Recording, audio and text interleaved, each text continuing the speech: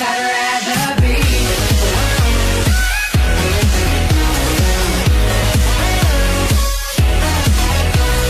I veliki pozdrav svima ljudi, dobrodošli u, kako kažem, prvi tutorial na mom kanalu. Znači danas ću vam pokazati kako, to jest pokazat ću vam moje, kako kažem, render settings i kako renderovati u 1080p 60 fps, tako da ovo uglavnom svi znate, ali ajde da čisto pokažem svoje settings.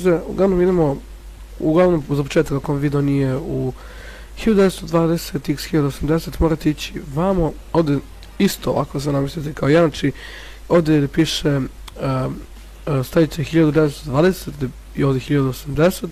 ovdje će staviti 60 fps i ovo sve ovako nek vam bude, znači to je to što vam treba i to će vam tu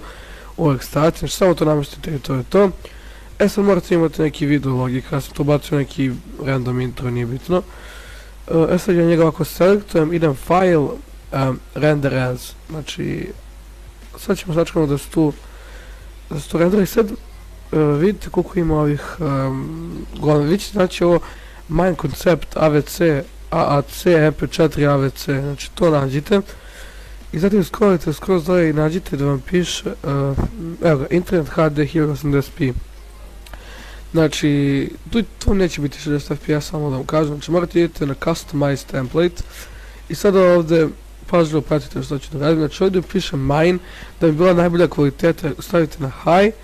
ovdje samo ukucate 60,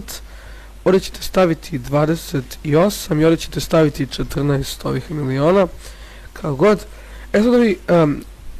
encode mode, kako god, to morate idete na ovaj sistem, idete na check GPU, znači meni je OpenCL ili šta god je to available, sad idemo tu i selektujemo OpenCL, znači to morate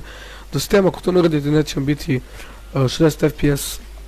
fps video, tako da to vam je dosta korisno. Zatim idemo na audio, audio je najbolji kad stavite prvo na 96.000 i drugo selektujete na 96.000, znači ovo vam je